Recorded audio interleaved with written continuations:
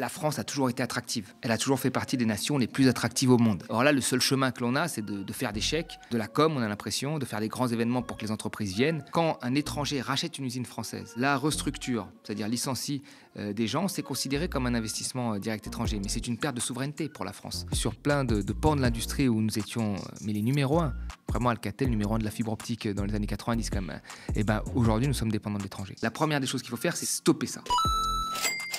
Bonjour tout le monde, je suis ravie de vous retrouver pour un nouvel épisode de l'Instant Porcher. Avec tous les discours qu'on entend autour de nous, notre meilleure arme, c'est de les connaître et de les comprendre. Le média a tout changé ou presque, on a débarqué avec 4 nouveaux rendez-vous quotidiens, dont 3 directs, contre-matinale, journal des luttes à 13h et nos rendez-vous du soir. Vous le savez, le média ne vit que par votre soutien, c'est le prix d'une information libre et indépendante. Pour soutenir votre média de manière pérenne, vous pouvez vous abonner à partir de 5 € par mois. Et n'hésitez pas à vous inscrire à notre newsletter quotidienne gratuite sur lemediatv.fr/newsletter. Bonjour Thomas. Salut Lisa. Alors avec toi aujourd'hui au programme, la France sur le toit du monde. L'Élysée se félicite de nouveaux investissements étrangers. Qu'est-ce que ça cache? On va regarder tout ça, c'est parti. France, terre de créativité, c'est le thème du sommet Choose France qui a débuté lundi 19 mai. 37 milliards d'euros d'investissements étrangers en France, dont 20 milliards entièrement nouveaux, se félicite l'Élysée. C'est ce qui a été promis. Ce sommet a réuni à Versailles plus de 200 patrons étrangers, le chinois BYD, le suédois Ikea, des Américains Blackstone et Goldman Sachs. 40% des invités sont européens et les Américains restent quand même la première nationalité représentée, 19%, malgré la guerre commerciale lancée par Trump, dont on a beaucoup parlé ici. Dans l'ancien palais royal, Emmanuel Macron vante l'attractivité de la France pour attirer les investissements étrangers. Le nombre élevé d'annonces confirme la confiance envers l'économie française de la part des investisseurs étrangers, malgré le contexte international troublé, avance l'Élysée. Parmi les projets nouveaux, la Tribune dresse cette carte, je les cite. L'américain Prologis a annoncé un investissement de 6,4 milliards d'euros pour la construction de centres de données et d'entrepôts. MSC Croisière a également confirmé la commande de 2 navires au chantier de Saint-Nazaire pour 3,5 milliards d'euros. Certains projets n'ont pas encore été précisés. L'Irlandais Accenture a annoncé sa volonté de créer 250 emplois et former 100 000 personnes à l'IA, mais le montant de sa contribution et la zone géographique concernée n'ont pas été précisés. Les 17 milliards ajoutés aux 20 nouveaux milliards concernent aussi l'IA. Thomas, est-ce que tu partages tout cet enthousiasme-là, notamment de la part d'Emmanuel Macron et de l'Élysée? Je pense qu'Emmanuel Macron est en fin de mandat et il essaye de sauver tout ce qu'il peut sauver. Le but pour lui est de laisser quand même une empreinte de son passage. Pendant très longtemps, moi j'étais persuadé que c'était de laisser des beaux chiffres. Là, les chiffres étant ce qu'ils sont, et ils ne sont pas aussi beaux que ça. Je pense qu'il faut qu'il laisse l'image d'un président entreprenant qui a réussi à rendre la France plus attractive qu'elle ne l'était.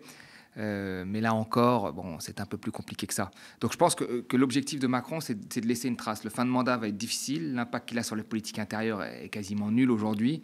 Donc il essaie que l'on garde une bonne image de lui à l'issue de ces 10 ans.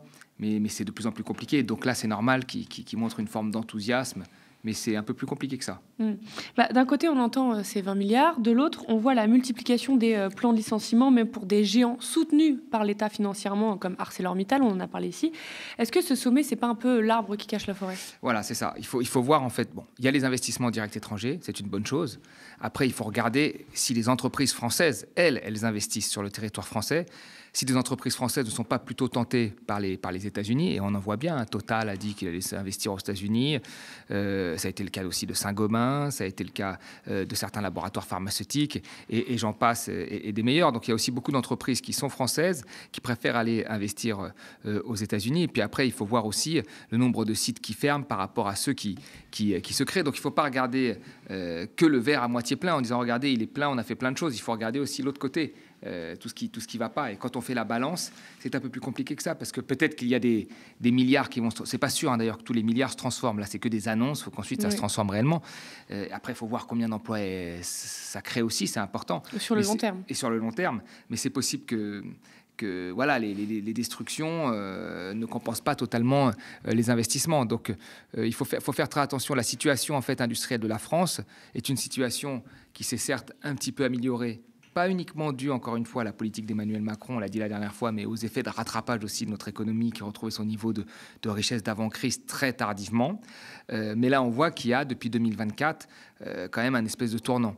Il y a un tournant qui est dû à plusieurs choses, qui est dû à l'instabilité politique qui a été générée par la dissolution, qui est dû à tous les débats qu'il y a autour de la question budgétaire et de la taxation. En fait, les entreprises, elles ont besoin quand même de visibilité sur le long terme. Or là, on sait que depuis 2024, toutes les cartes se rabattent parce qu'il n'y a plus vraiment de gouvernement, il faut trouver de l'argent pour les déficits, etc. Et donc là, face à cette incertitude, elles investissent moins. Et quand elles investissent moins, ça veut dire quoi concrètement ? Ça veut dire si j'investis moins, je licencie une partie des emplois pour préserver les profits qui vont en grande partie aux actionnaires. Donc la situation est aujourd'hui très instable et une grosse partie de cette situation instable est due très clairement à la décision politique de dissolution de Macron et au fait que son ministre de l'économie, Bruno Le Maire, ses services ont fait des erreurs sur les calculs des déficits, ce qui mine la confiance. Oui, parce que l'INSEE montre qu'après un rebond en sortie de crise sanitaire, l'investissement des entreprises non financières a reculé de 1,6% en 2024. Comme quoi, quand on compare les chiffres, c'est parce que 20 milliards, ça peut paraître beaucoup, mais en fait, sur la totalité, ça représente en fait peu. Et puis, il y a cette question aussi tu as parlé de l'investissement français, c'est une vraie question. Est-ce qu'il faut miser à tout prix comme ça sur les investissements étrangers, parce qu'on a l'impression qu'Emmanuel Macron, il veut un peu repeindre l'image de la France, même si derrière, c'est pas très joli. On l'a vu avec Choose for Science, où on veut attirer les beaux chercheurs connus étrangers, enfin surtout américains. Ouais. Là, on le voit avec les investissements directs étrangers, surtout sans condition. On l'a vu en France, des entreprises qui arrivent de n'importe quel pays, qui prennent le savoir-faire, le carnet de commandes, et qui après délocalisent et laissent plein de salariés. Oui, tout à fait. Alors là, la première chose déjà sur la remarque que tu as fait sur le chiffre, qui est énorme, le chiffre de 20 milliards, hein. La France a toujours été attractive. Elle a toujours fait partie des nations les plus attractives au monde. Parce que nous sommes un pays riche, parce que nous sommes au cœur de l'Europe, parce que la situation géographique est bonne, parce que nous avons des bonnes infrastructures, une bonne éducation. Elle a toujours fait partie des pays les plus attractifs. Je veux dire, même si parfois sa politique pouvait paraître contre les riches, comme c'était le cas au tout début de Hollande, globalement, il y a toujours des investissements qui sont venus en France. Donc les 20 milliards, c'est pas comme si on était, nous, à 20 milliards et que les autres étaient à zéro. Tous les pays attirent des milliards dans la zone euro. Il y a eu des fois où ça a été un peu plus au début de Macron, effectivement. Et puis là, on voit que ça bascule. Donc, de tout temps, la France a attiré des investissements directs étrangers à hauteur de sommes qui se chiffrent à plusieurs milliards. Ça, il faut le dire. La deuxième chose, sur ta question, c'est effectivement, est-ce qu'on peut avoir une stratégie uniquement sur l'investissement direct étranger. Une stratégie uniquement sur l'investissement direct étranger, on le voit bien, elle nous mène aussi à un renoncement d'un certain nombre de choses importantes. Par exemple, Macron, pour attirer les investissements directs étrangers, qu'est-ce qu'il faut faire ? Il faut baisser les impôts, réformer le droit du travail pour que les entreprises arrivent, qu'elles payent moins d'impôts et qu'elles aient plus de facilité à organiser la main-d'œuvre comme elles le veulent. Mais après, vous avez des réponses face à ça. Vous avez Trump, quand il est arrivé au pouvoir, qui a encore plus baissé.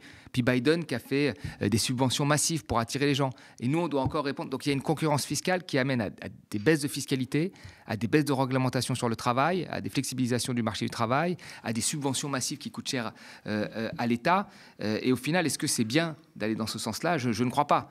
Donc, poursuivre comme ça cette politique, cette contre-révolution fiscale pour attirer des investissements étrangers, je ne suis pas sûr que ce soit positif. Et après, derrière investissement étranger, il y a plusieurs choses. Il y a le fait d'ouvrir une usine, ce qui peut être pas mal, hein, pourquoi pas.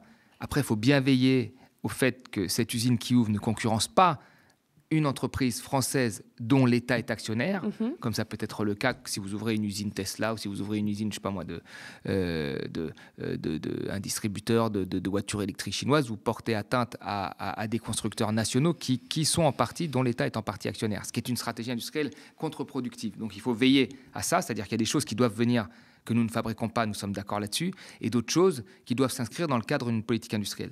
Et la deuxième chose, c'est quand un étranger rachète une usine française, la restructure, c'est-à-dire licencie des gens, c'est considéré comme un investissement direct étranger, mais c'est une perte de souveraineté pour la France. Et quand il y a aussi un étranger qui prend des parts dans une entreprise, il prend une partie de l'entreprise, c'est considéré comme un investissement direct étranger, mais ça fragilise encore une fois la souveraineté de la France. Donc il faut faire attention dans tout ce qu'on met dans l'investissement direct étranger, et à mon sens, ça ne peut pas être l'unique politique industrielle. La politique industrielle, ça ne peut pas être baisser la fiscalité, faire des zones franches dans certains endroits pour que les entreprises s'installent, baisser le coût du travail pour que les entreprises s'installent, ça ne peut pas être que ça. La finalité doit servir quand même les besoins et une vision un peu stratégique concernant certains biens qu'on estime sur lesquels nous devons être souverains, tels le médicament. Mais il doit y avoir d'abord un chemin à suivre. Or là, le seul chemin que l'on a, c'est de faire des chèques, de la com, on a l'impression, de faire des grands événements pour que les entreprises viennent. Mais après, peu importe dans quoi elles investissent, le but, c'est de récupérer de l'argent. Or, c'est un peu plus compliqué que ça. Mais c'est surtout que c'est sans condition, parce que elles peuvent, et on l'a vu, au bout de 2-3 ans, dire en fait, je repars. Bien sûr. Oui, bien sûr. Avec les subventions, avec le carnet de commandes, mais en laissant les salariés sur le carreau. Oui, elles peuvent, oui, tout à fait. Après, elles peuvent choisir de casser une partie de la production pour l'installer ailleurs en Europe, jugeant qu'elle est trop chère en France. Bien sûr, c'est possible. À partir du moment où le débouché... Parce qu'en fait, une entreprise, quand elle vient, qu'est-ce qu'elle veut ? Elle veut trouver un débouché.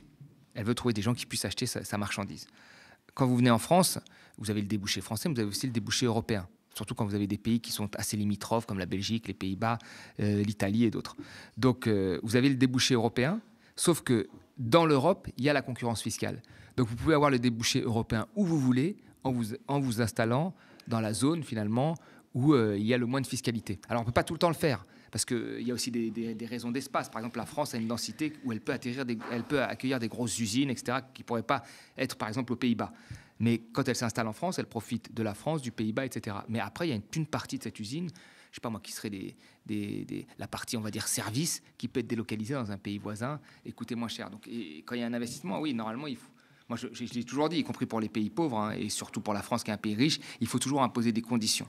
Toujours, bien sûr. Est-ce que la France est réellement attractive aujourd'hui ? Est-ce qu'il faut absolument être attractif ? Est-ce que c'est notre priorité ? Non, la priorité, c'est pas ça. Elle est attractive, elle sera toujours attractive. Nous sommes un pays riche, nous sommes un pays où il y a des investissements majeurs dans la recherche. Nous sommes un pays où il y a des bonnes infrastructures. Nous sommes un pays qui est bien situé au niveau géographique. Donc, nous serons toujours attractifs. Après, c'est attractif pourquoi ? Voilà, c'est ça la vraie question.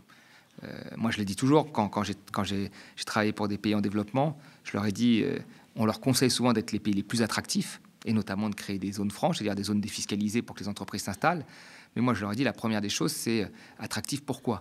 Donc, si vous avez besoin de quelque chose, bien sûr, il faut l'importer, mais à terme, le mieux est toujours de le produire. Et là, c'est pareil, il y a des choses où on sera obligé d'avoir des importations, sur tout un tas de choses, hein, notamment sur la question du digital, mais il y a d'autres choses où il faut qu'on ait des filières qui soient françaises. Et si on a des filières qui sont françaises, il va falloir se poser la question aussi de la compétition mondiale. C'est-à-dire, est-ce qu'on a besoin d'être... Si on veut une filière française, il faut aussi la protéger. Parce que les coûts seront plus élevés, les normes environnementales seront plus élevées, les normes sociales seront plus élevées, ce qui est un progrès et une bonne chose. Donc il faudra la protéger de la concurrence. Donc il ne faudra pas des investissements qui soient contre-productifs. Voilà. Puis tu dis il faut une filière française, puis à plein des égards, on l'a eu des fois et ça a été détruit et démantelé justement par la politique libérale. Oui, tout à fait. On avait des grands champions. Si on fait la liste, les Technip, les Alstom, on peut faire vraiment toute la liste d'un tas de grandes entreprises qui ont été Alcatel, qui ont été démantelées en entités homogènes. On a supprimé les entités les plus faibles pour délocaliser ou tout simplement supprimer parce que ça coûtait cher et qu'on trouvait que le gain n'était pas suffisant par rapport au coût. Et on a vendu aussi des parties. Ce qui fait qu'aujourd'hui, sur plein de pans de l'industrie où nous étions les numéros 1, vraiment Alcatel, numéro 1 de la fibre optique dans les années 90 quand même, et ben, aujourd'hui, nous sommes dépendants de l'étranger. Et ça devrait être une leçon, mais on a l'impression que cette leçon, personne ne l'a tirée. Justement, c'est transition avec ce que j'ai envie de te parler après, parce que la question de l'investissement et des entreprises est également centrale au sein de l'Union européenne, on le sait, et on fait que parler de compétitivité face aux compétitivités coûts, bien sûr, j'entends, face aux Chinois et aux Américains, toujours cette question de eux se développent et nous on est entre les deux. Le Monde rapporte que la Commission européenne a proposé mercredi 21 mai d'alléger certaines obligations réglementaires pour 38 000 entreprises de taille intermédiaire comptant entre 250 et 750 salariés, poursuivant un virage pro-business visant à rétablir la compétitivité de l'Europe face aux concurrents internationaux. Ces groupes bénéficieront de certains avantages et exemptions jusqu'à présent réservés aux entreprises plus petites, celles de moins de 250 salariés, dans différents domaines comme la protection des données personnelles ou le reporting financier. L'exécutif européen s'est engagé à réduire de 25% les coûts administratifs des entreprises d'ici à 2029. Donc c'est des mesures de simplification, ce qu'on entend beaucoup, qui feront économiser 400 millions d'euros par an pour les entreprises. C'est ce que promet la Commission. Et cela doit être encore négocié, évidemment, avec le Parlement européen et les États membres. Mais Thomas, est-ce que... Moi, mon impression personnelle, c'est qu'à l'Union européenne, là, on panique face aux stratégies américaines et chinoises, alors que tout ça était extrêmement prévisible depuis déjà plusieurs années et que les économistes pas que hétérodoxes, ont prévenu sur ce qui allait se passer. Bon, déjà, il est vrai que la Commission européenne est une technostructure avec des bureaucrates qui produisent des choses parfois dont on se demande quelle est l'utilité. Et on voit bien que sur certains points, ils avancent comme ça, la Commission, sur les traités de libre-échange, etc., où là, ils avancent tout seuls, d'eux-mêmes. Donc, je ne dis pas que la Commission fait un travail qui est parfait, hein, loin de là. Bien au contraire, même, je dirais. Elle a toujours été, pour moi... Elle a toujours mis en avant des mécanismes de marché, des mécanismes libéraux qui se sont vus après et qui ont imprégné, qui se sont vus après dans des politiques nationales. Même si je suis persuadé, et nous l'avons souvent dit ici, que Macron n'a pas besoin de l'Europe pour être libéral. Je veux dire, même si on était un pays en dehors de l'Europe, il serait libéral. Donc voilà. Mais ceci étant dit, la stratégie est toujours la même. C'est une stratégie qui baisse les coûts pour être plus compétitif. Quand on voit les coûts, je veux dire, et qu'on va dans le dur, de quoi on va parler ? On va parler des normes sociales, qui représente un coût, hein, d'accord. On en parle beaucoup en France avec la différence entre le salaire brut et net, avec les cotisations qu'il faudrait retirer et les remplacer notamment par de la TVA sociale, on en a parlé la dernière fois. Et c'est les normes environnementales qui seraient un coût supplémentaire. Or, il faut vraiment être clair, et on devrait être clair depuis le début, nous n'avons rien à gagner à compresser constamment les coûts parce que nous n'arriverons jamais à être aussi compétitifs qu'un Chinois. Ça, c'est très clair et net. Et donc, nous allons nous retrouver au milieu, finalement, dans une position intermédiaire qui n'est pas avantageuse. C'est-à-dire que nous voulons être plus compétitifs, mais nous n'y arrivons pas. Et en même temps, nous perdons sur les réglementations environnementales et sur le social. Là où il faut que l'Europe soit aux avant-postes, c'est dans la compétitivité produit, en faisant des produits de niveau, de nivellement élevé au niveau social et aussi environnemental. Donc, moi, je pense qu'aujourd'hui, face aux États-Unis qui baissent les impôts, qui subventionnent et qui ont une stratégie, on va dire, où ils imposent une forme de puissance assez brutale, et la Chine qui baisse les coûts, qui subventionne, donc qui fait tout, et qui a des normes sociales et environnementales qui n'ont absolument rien à voir avec les nôtres, l'Europe doit défendre son modèle. La première des choses, c'est que nous n'avons pas à être plus compétitifs que nos voisins. Nous n'exportons pas les mêmes biens que la Chine. Il faut plutôt se recentrer sur notre marché intérieur. Oui, parce qu'on dirait qu'on veut les copier, mais en moins bien. Ouais, on veut les copier en moins bien, mais surtout, en plus, l'angle mort de cette décision-là, c'est qu'on oublie de dire que dans l'Europe, il y a une compétition énorme, que le CICE était fait, par exemple, pour être aussi compétitif que les Allemands. Donc il y a une compétition, vraiment, il y a un nivellement déjà par le bas qui est fait à l'intérieur de l'Europe. La première des choses qu'il faut faire, c'est stopper ça. Moi, je pense même qu'il faut rehausser. L'Europe n'a jamais eu besoin autant d'investissements publics dans les infrastructures vieillissantes qu'ils ont, mais également dans l'avenir. On peut voir les innovations sur l'IA, etc. Tout ça est discutable, mais il y a des innovations à faire, en tous les cas, dans la transition écologique, ça c'est sûr. Donc nous avons besoin de rentrées fiscales pour ces deux raisons, infrastructure, sociale et écologie. Donc ça, il va falloir augmenter à un moment les impôts. Donc cette question, elle doit se poser à l'intérieur de l'Europe. L'Europe restera toujours attractive parce qu'elle a 500 millions de consommateurs qui peuvent acheter tous les biens. Donc nous pouvons niveler un peu la fiscalité vers le haut et pas faire ce que l'on fait depuis des années, c'est de la niveler vers le bas avec des passagers clandestins, des outsiders comme le Luxembourg, l'Irlande, Malte, la Belgique. Probablement j'en oublie quelques-uns. Voilà. Donc on peut pas faire ça. Donc déjà réglons ce problème en Europe et après arrêtons de vouloir être plus compétitifs que la Chine et les États-Unis. Jouons vraiment la carte de notre modèle social plus élevé, de notre modèle environnemental plus élevé, parce que c'est ça l'avenir. Ça va être ça l'avenir. Trump, là, la politique qu'il mène, il va se la prendre en pleine tête comme un boomerang, et on le voit déjà, il y a eu des reculades, mais je pense que les plus pauvres vont devenir plus pauvres, la question climatique, il va prendre un retard de dingue parce qu'il va se concentrer sur les énergies fossiles, la Chine a pris un certain nombre d'avances dans des conditions de production qui ne sont absolument pas enviables en Europe, et des conditions environnementales, même si les émissions commencent un petit peu à stagner, qui restent quand même un petit peu difficiles. Donc nous devons prôner notre modèle en nivelant le niveau de la production vers le haut et en se concentrant sur la compétitivité produit. On aura des produits certes plus chers, mais qui seront produits dans des meilleures conditions que dans le reste du monde. Donc la vraie question, c'est comment les gens les plus pauvres vont acheter ces produits-là. Donc vient la question du pouvoir d'achat qui doit être aussi traité. S'ils ont le pouvoir d'achat, ils iront naturellement vers ça. Et là, la boucle est bouclée. Nous avons des débouchés pour la demande à l'intérieur de l'Europe sans se soucier des autres. Merci Thomas. Et merci à vous, chez vous, d'avoir suivi cet épisode de l'Instant Porcher. J'attire une dernière fois votre attention avant de se quitter. La situation politique est inédite, historique. Le média a tout changé, ou presque. On a débarqué avec 4 nouveaux rendez-vous quotidiens, dont 3 directs. Contre-matinale, journal des luttes à 13h et nos rendez-vous du soir. Vous le savez, le média ne vit que par votre soutien. C'est le prix de l'information libre et indépendante. Pour soutenir votre média de manière pérenne, vous pouvez vous abonner à partir de 5 € par mois. Et n'hésitez pas à vous inscrire à notre newsletter quotidienne gratuite sur lemediatv.fr/newsletter. Spectateurs, abonnés, donatrices et sociaux, je vous dis à la semaine prochaine.